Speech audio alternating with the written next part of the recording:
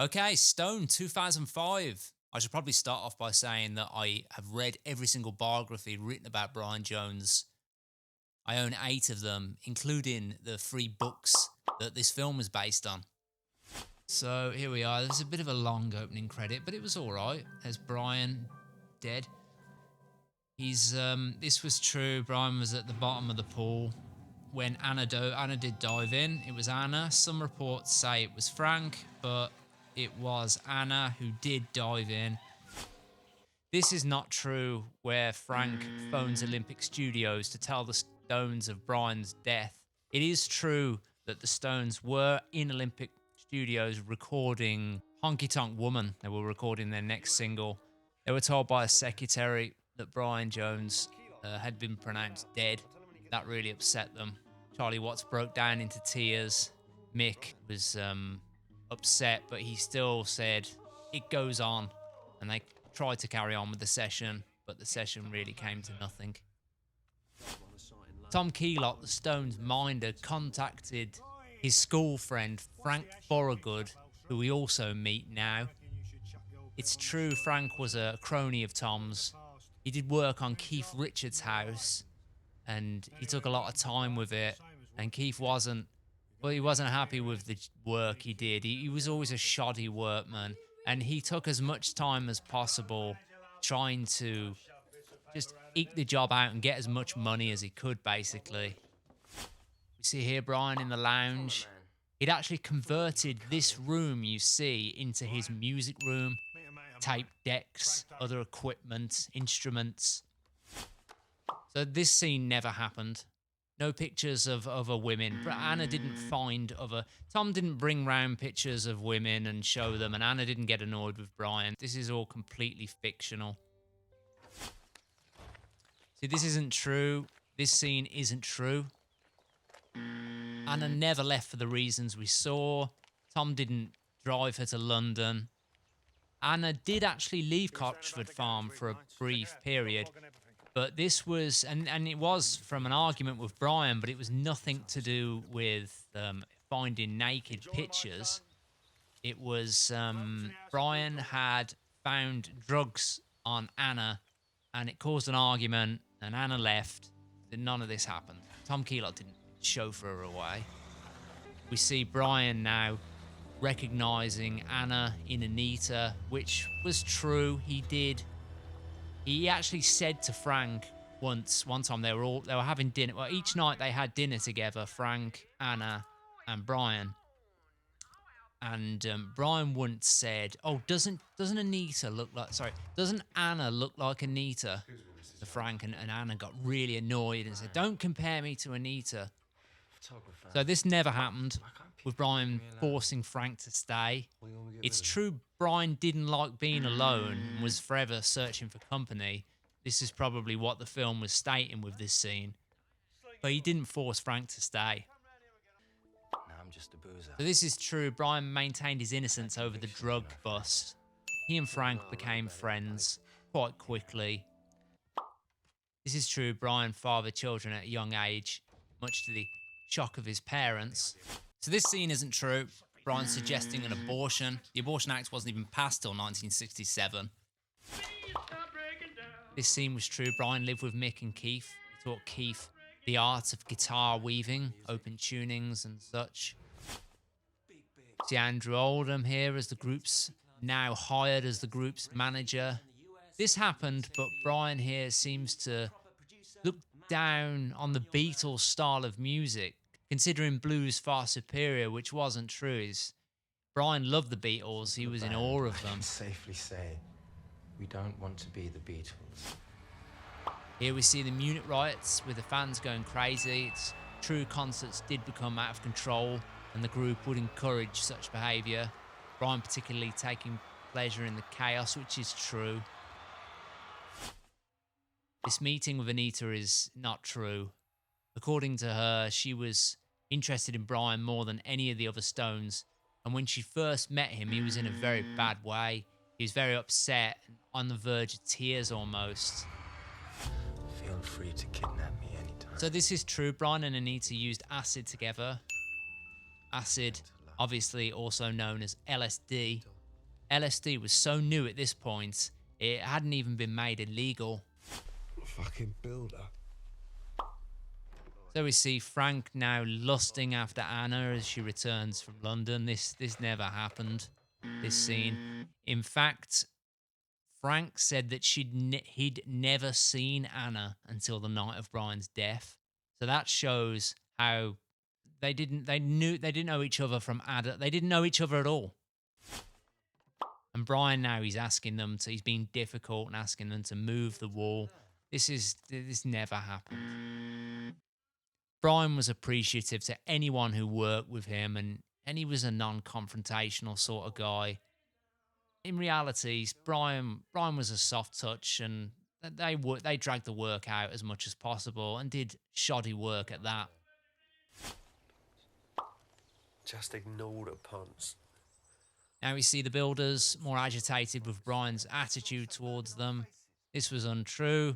Frank himself said that the builders expected Brian to be this really cocky rock star. Well, expected him to be like he is in this film, in fact. And they went away thinking he was a really genuine, down-to-earth guy. To Brian being shafted over royalties in the early days. This was true. Brian wasn't paid. Brian's name wasn't on any of the Rolling Stones songs. So here now we see Tom undermining Frank in front of the other builders. This was not true. There was no tension between Tom and Frank regarding the work. Here we now see Frank back at his home with his wife. He also now begins seeing Brian everywhere. I very much doubt Frank was this obsessed with Brian. I think Brian was more of a golden goose situation. Frank wanted to keep this going as long as possible. So this is true that Brian was so intoxicated he'd fall asleep even in the studio. But it wasn't around this period. He wasn't in this sort of decay. That came later. It was up. This is true. Brian did break his hand, according to Jeffrey Giuliano's book, Paint It Black, trying to punch Anita, missing and hitting a wall. His hand was badly damaged and he was reluctant to play guitar thereon afterwards. So this is partially true. Brian did work hard at creating the soundtrack to A Degree of Murder, but the director sort of had to prod him to do it. He had to play like a boss to him and get him out of bed and push him to work. The director later said that the soundtrack was so spontaneous and so Brian that nobody else could have made it sound that way. This scene is totally fictional, though. Frank and Brian never went down to the drained swimming pool and played music together. It's a nice scene, but in fact, it's one of the best scenes of the film. But unfortunately, this didn't happen. So now we see Frank catching Anita with weed and threatening to tell Brian. This is complete nonsense. Again, like I said earlier, Frank and Anita didn't know each other. They didn't talk to each other. They did not know. There was no kind of relationship in any sense between Frank and Anita. They did not know each other. This is all true, by the way. Keith, Brian and Anita all went to Morocco together, and Brian was intoxicated from the minute they got there, and he became so ill, he had to be admitted to hospital. This is true. Keith comforted her, but other books say that when they were in a relationship together, they got into fights and she'd have black eyes from what Keith did to her. So now we see Brian recording the master musicians of Jujuka. This did happen, but it didn't happen at this point. This is all true. The other Stones left Brian alone, and he knew at that point it was over with Anita. But he did try to get her back, but it to no avail. Where are the others? So that scene where they left Brian with the bill, that wasn't true. They never left Brian with the bill, but they did often run out on the bill. This was true. Brian apparently he loved to drink milk, and there was always loads of milk bottles stacked up outside Cotchford Farm. So it's true, Brian got them all a drink, and he poured himself a large whiskey and coke. According to Jeffrey Giuliano's book Paint It Black, Brian was broke the news by Keith, who said, "You're out the band, cock, you're fired." And Keith backed this statement up, and it also features in the film. So this is true. This film shows that Brian's also actually quite happy that he's left, and he feels like he got off the hook, but that wasn't true. Or maybe it's showing that he's trying to. I'm not sure what this is showing. I really don't. I'm not quite sure what they mean by this.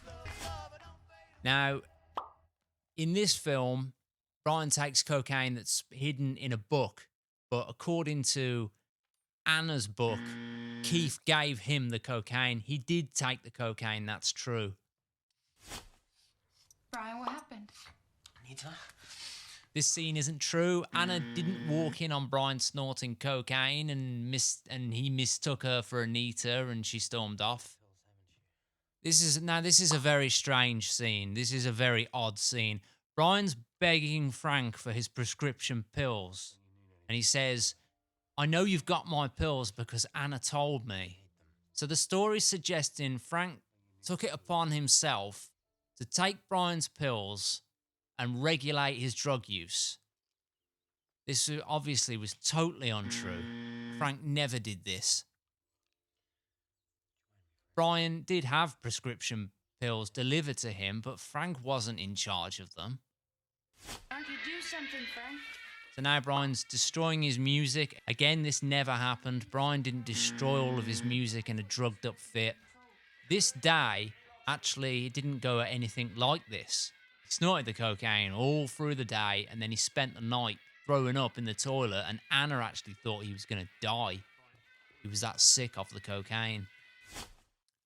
Obviously, this never happened with Tom Keylock sort of like playing a parental figure to him and sort of saying, "Oh, no, Brian, don't destroy your music. This is going to be worth something one day." I mean, I think the only reason Tom Keylock would ever say that is because he wanted to sell it himself. And Anna wasn't looking on, trying to stop Brian and nurse him to health. This is nonsense. Here we see Frank again being lectured by Tom. This never happened. Again, neither do any of the books this film is based on say it happened. Hey, Frank, you stick to this kind in the future, all right?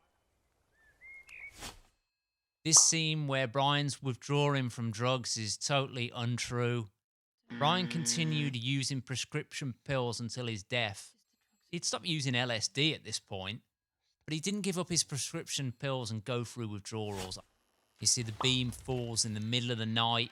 It's true that the beam did fall, but it didn't fall in the middle of the night. The beam, according to Anna's book, the beam fell while she was on the phone, and it almost hit her in the head. But Brian ran and pushed her over. And it's funny because she said she was on the phone. She'd been having an argument with Brian, and Brian ran up and pushed her over, and she thought he was like trying to beat her up, and she got angry, and then the beam fell. And she realized he was just trying to save her from being killed. So now this is true. Officially, Brian wasn't fired from the band. He left of his own accord due to musical differences between him and the rest of the Rolling Stones. Now we see another scene. This isn't true. Brian wasn't now. Like, this is suggesting Brian's back to full health and ready to rejuvenate his musical career, and life's just beginning now for him.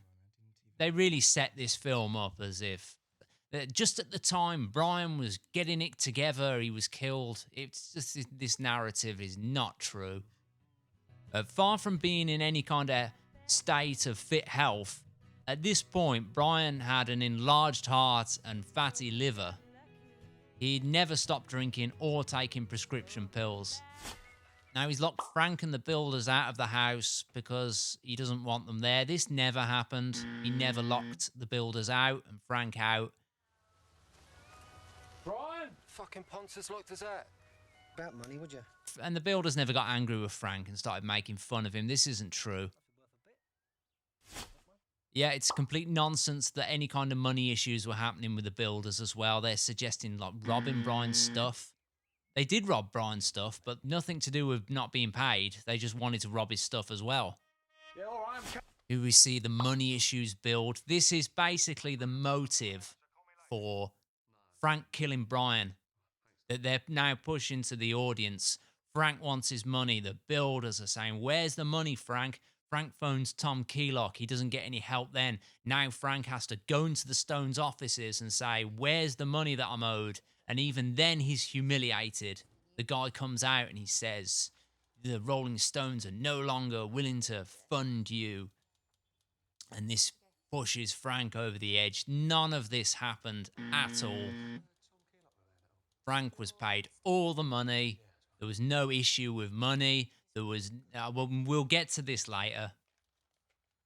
So now we see everyone laughing at Frank. Even the secretaries in the Stones office are laughing at Frank now. Everybody's laughing at Frank. Tom, Anna's belittling him.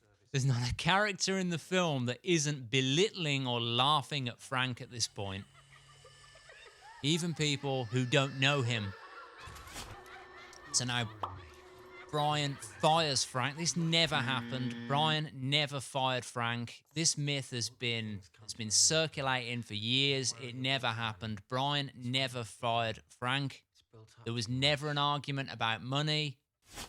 She arrives at this point in the film, but according to the book Who Killed Christopher Robin, Janet had been staying every night in Frank's flat. So now this scene again is total nonsense. Frank now turns into a homicidal maniac. Frank's completely lost his mind at this point. He's drugging all their food with weed.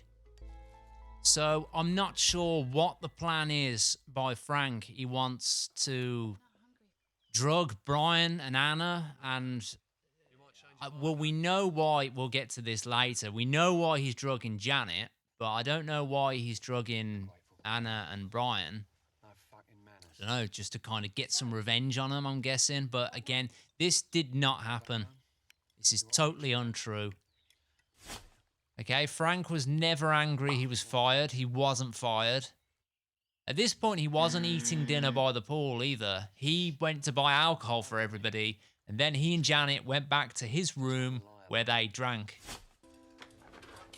And now this is the single craziest scene in the whole film that absolutely never happened. Janet is now really ill. This never happened. She was never sick that night. So she goes back to Frank's flat. She throws up. I mean, she makes a good recovery, considering at this point she's so intoxicated she can barely get on the bed. Now Frank attempts to rape her. This never happened. I don't know why they did this with the film. They're just pushing this narrative of the homicidal maniac. I mean, he has gone insane now. He's trying to drug everyone. He's trying to rape people. And then he'll try and kill someone. See, now we're back at the pool and we see all the steam rising off the pool. This is true. Because the pool temperature was quite cold, Anna kept saying to Brian, "Oh, turn it up, turn it up." So Brian turned the pool up so high that there was steam coming off it. The way they've got into the pool isn't true. Brian was so intoxicated, he was stumbling along the dive board, and Frank actually tried to help, tried to steady him, but it was no use, and Brian sort of fell into the pool a bit. But Frank later said to the police, "I didn't think too much because I'd seen Brian in worse states and I'd seen him swimming fine." And Janet noticed that Brian was quite groggy when he was swimming in the water. So this is true. Janet was the first person to see Brian at the bottom. She walked out and she saw Brian at the deep end, at the very bottom of the pool. She then screamed and she tried to get Brian out herself. She went into the pool, but she couldn't swim. And so she got back out of the pool. And then she called for Tom and Anna. Anna was the first person to come. She came, and as shown in the film, she jumped into the pool and tried to pull Brian out. She didn't pull him out immediately like that. It took her a while to get him out. And also Frank jumped in the pool and he assisted her. In this film, it suggests Frank just stood and watched, but this didn't happen. Frank actually jumped into the pool and he helped Anna pull Brian to the surface. Now, this scene is true. Tom Keelock was burning Brian's possessions the next day. We know this because Brian's housekeeper, Mary, walked down to the house the next day and she saw loads of smoke. And then as she got closer, she saw Tom Keelock standing over a big fire, a load of Brian's possessions. And then she saw a big van and the builders and Frank loading loads of Brian's stuff into this van. This is according to Mary Hallett. So now we see the free Hyde Park concert the Rolling Stones played. They played free for an audience. They actually planned this concert to be the introduction to Brian's replacement, Mick Taylor, but it ended up being billed as a tribute to Brian. They let out butterflies and Mick read a Shelley poem. Funny enough, Anna and one of Brian's friends were talking about the concert at Cotchford Farm, and Brian said, "Oh, they'd probably charge me to get in." Not knowing that that concert would be a tribute to his life. And now we see Brian back from the dead, forever 27, with a ghost epilogue to Tom, thanking him for making him into a immortal martyr. Very strange dialogue this is to end with. Tom says to Brian that he agitated Frank to the point of killing him because he had nothing better to do. Before we get this infamous closing line. Your problem is you were never happy. Even Frank was happy. You're wrong, you know, Tom. I was happy somewhere in the middle there. But the thing with happiness was,